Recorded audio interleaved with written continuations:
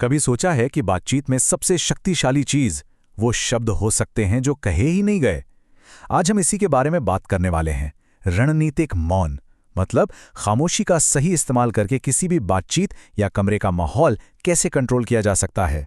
सोचने वाली बात है ना? हम में से ज्यादातर लोगों को तो यही लगता है कि ज्यादा बोलना, ज्यादा समझाना मतलब ज्यादा कॉन्फिडेंस। पर क्या हो अगर इसका ठीक उल्टा सच हो? ये एक ऐसा आइडिया है जो हमारी इस आम धारणा को पूरी तरह से पलट देता है।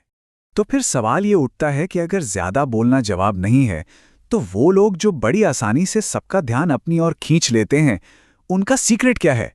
चलिए, आज इसी राज का पता लगाते हैं और इसका जवाब हमारी सोच से कहीं ज्यादा आसान है। तो सबसे पहले उस गलती की बात करते हैं जो हम में से कई लोग करते हैं। इसे कहते हैं मान्यता का जाल। ये वो सिचुएशन है जब हम पावरफुल दिखने की कोशिश में असल में कमजोर नजर आने लगते हैं। देखिए, जब कोई हर छोटी मोटी खामोशी को भरने के लिए बस बोलता रहता है, तो अनजाने में वो ये सिग्नल दे रहा होता है कि उसे दूसरों के अप्रूवल की जरूरत है। ये एक तरह से बिना कहे ये कहना है कि प्लीज मुझे पसंद करो, मेरी बात से सहमत हो जाओ। ये आत्मविश्वास नहीं, असुरक्षा दिखाता है। तो इस जाल से बचा कैसे जाए? जवाब है अंदरूनी खेल को जीतकर। यह बात अग्रेसिव होने की नहीं, बल्कि दृढ़ यानी कि असर्टिव होने की है। और इसमें हमारा सबसे बड़ा टूल चुप्पी। तो आखिर ये अंदरूनी खेल है क्या चीज? ये शांत आत्मविश्वास का एक माइंडसेट है। मतलब अपनी बात को बिल्कुल साफ और सम्मान के साथ रखना, बिना किसी पे हावी हुए। और ये बदलाव हमेशा बाहर से नहीं, अंदर से शुरू होता है। आक्रामक और दृढ़ होने में जमीन आसमान का फर्क है।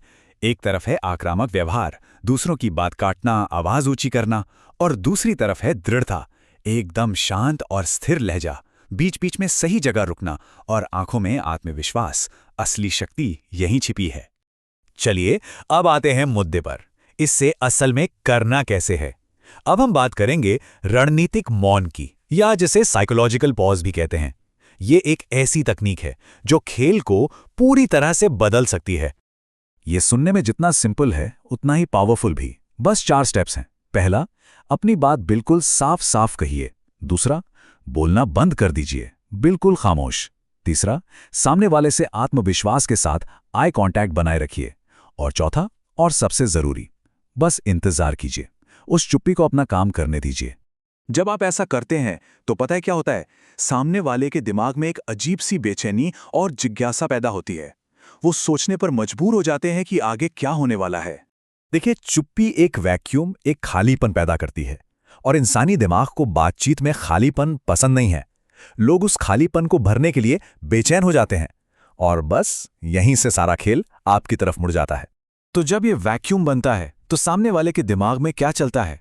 वो आपके अगले मूव का इंतजार करने लगता है, आपकी कही हुई बात को दोबारा तौलने लगता है। उसे आपके आत्मविश्वास का एहसास होता है।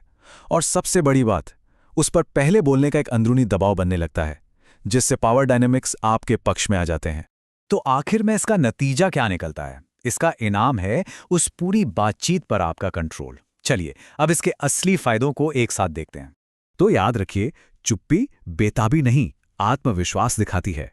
ये लोगों को आपकी बात पर ज्यादा ध्यान देने पर मजबूर करती है, आपके शब्दों में वजन डालती है और आपको किसी भी सोशल सिचुएशन में ड्राइवर सीट पर बिठा देती है। तो आखिर में बस एक सवाल है सोचने के लिए। अगली बार जब भी कोई बातचीत हो तो सिर्फ ये मत सोचिए कि क्या बोलना है, ये भी सोचिए कि क्या नहीं बोलना है। क्योंकि असली ताकत तो अक्सर अनकहे शब्दों में ही छिपी होती है।